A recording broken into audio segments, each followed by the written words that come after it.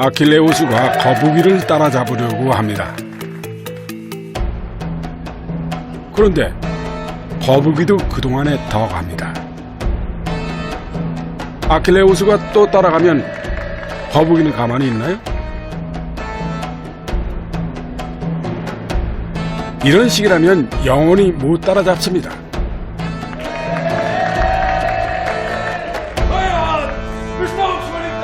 말도 안 되죠. 이상합니다. 그런데 논리적으로 반박이 안 됩니다.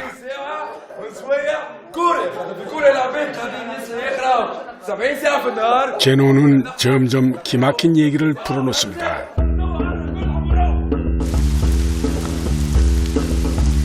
숨이 턱에 차오르는데 이렇게 한 발 한 발 달려도 결승선에 도달하지 못한다는 겁니다.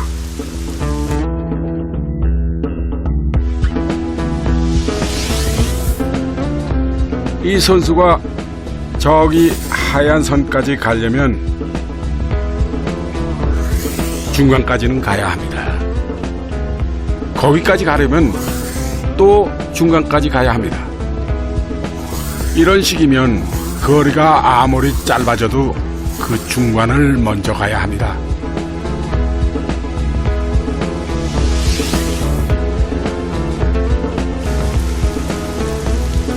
움직임이 불가능합니다.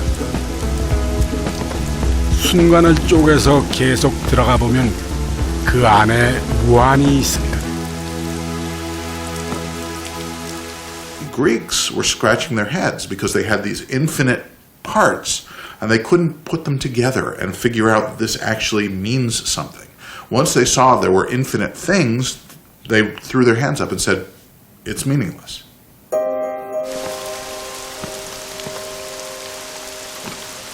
언젠가는 이 비가 그칠 것처럼 마라톤도 끝이 날 겁니다. 우리의 인생도 끝이 있죠.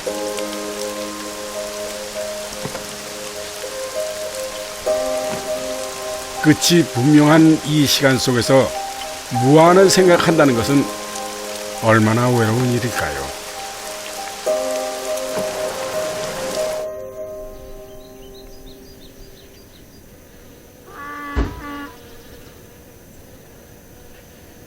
죽음의 직전까지 갔다 온 갈릴레오입니다.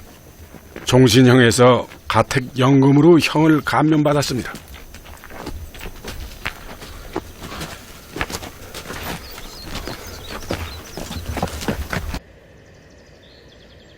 피렌체 근처 작은 마을에 갈릴레오의 마지막 집이 있습니다.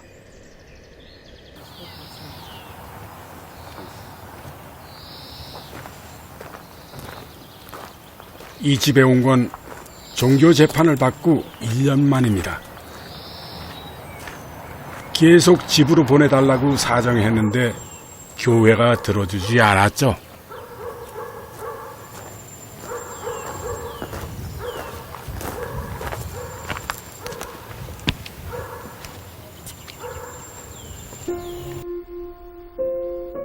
갈릴레오가 살았을 때 그대로의 모습이 남아 있습니다. 당시에도 침대와 소파 몇 개만 있던 검소한 집입니다.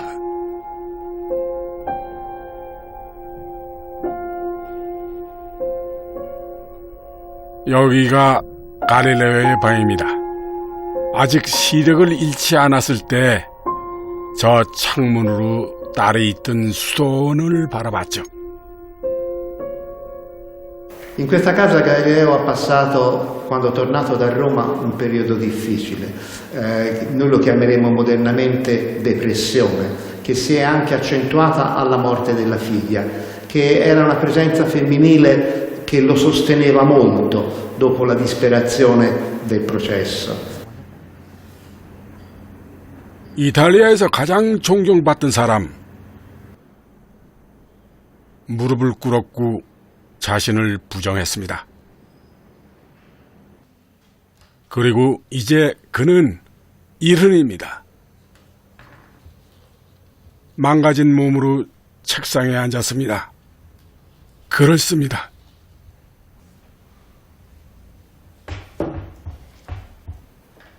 내가 옳다. 그들이 틀렸다. 지지해줄 친구들이 필요합니다.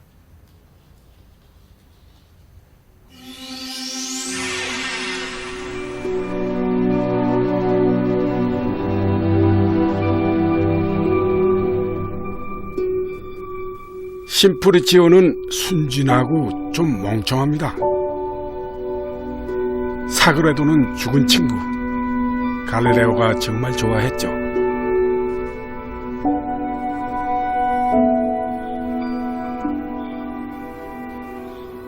그들은 지난번 썼던 책의 등장인물입니다. 세 사람이 나눈 대화를 들어볼까요?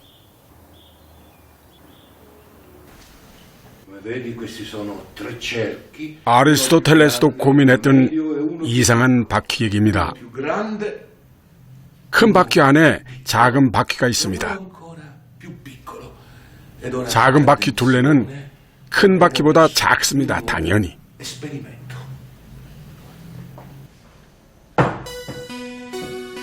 그런데 이 바퀴를 굴리면 얘기는 달라집니다.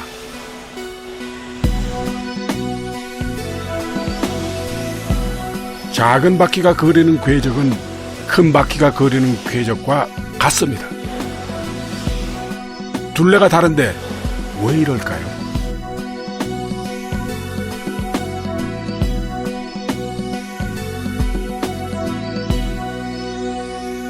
눈으로 봤는데도 안 믿어집니다. 정말 이 세상 모든 원들의 둘레가 같은 걸까요?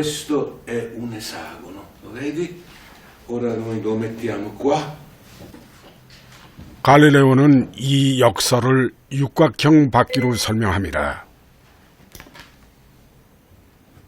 큰 육각형 바퀴가 구를 때 작은 육각형 바퀴는 땅에 밀착하지 않습니다. 점프합니다.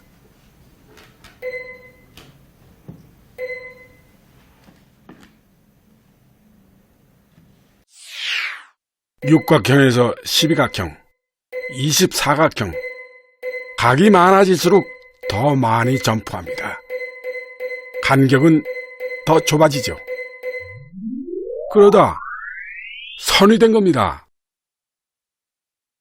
coincidere perfettamente nel movimento. 백지미가 매력인 심프루치오가 불평합니다. 원은 그렇다 치고 한가운데 점은 뭡니까? 심프루치오의 질문은 이겁니다.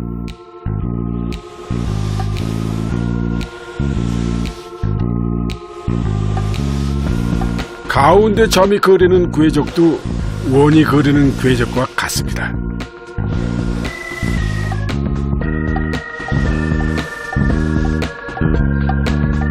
점과 선이 같다니.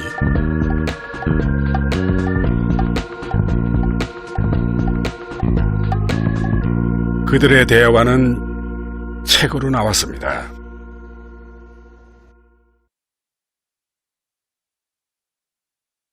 큰 원과 작은 원이 같은 궤적을 그린다는 얘기.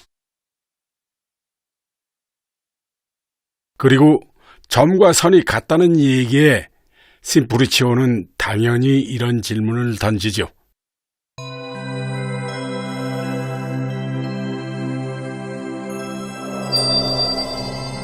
쪼갤 수 없는 점으로 어떻게 쪼갤 수 있는 직선을 만든단 말입니까?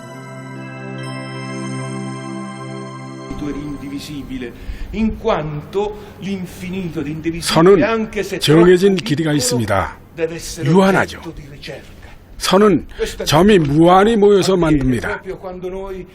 무한한 점들이 어떻게 유한한 선을 만드는가?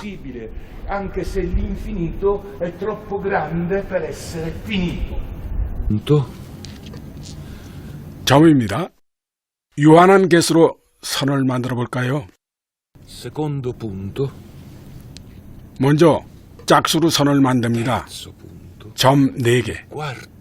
이 선분은 반으로 자를 수가 있습니다.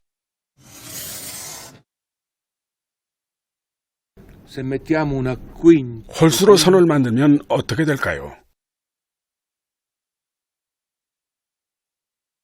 점은 쪼갤 수 없는 것이니 반으로 안 잘라집니다.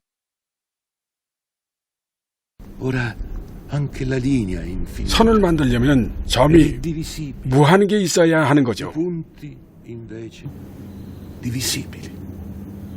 Non so proprio. 그런데 La sua osservazione 긴 선문에 무한개의 점이 있습니다. il concetto dell'infinito e del finito. 짧은 선에도 무한개의 점이 있습니다. 어떤 무한이 더 큰가?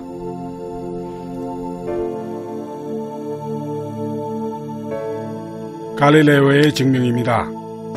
긴 선분을 만드는 무한개의 자연수가 있습니다.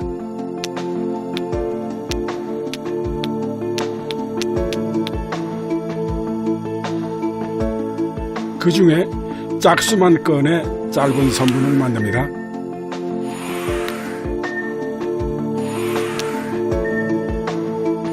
두 개가 서로 1대1 짝이 맞습니다. 자연수가 더 많을 것 같은데 같습니다.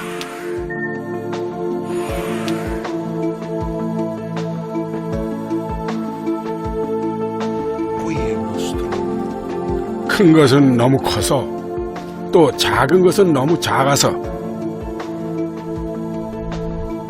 무한은 정말 이상합니다.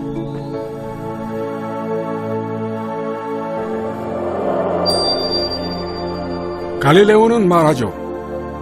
무한의 세계에서는 크다, 작다 혹은 같다를 논할 수가 없다.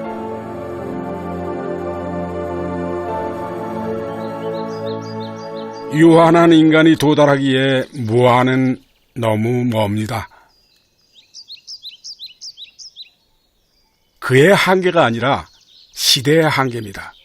이 문제를 해결하는 사람은 200년 후에나 나타납니다.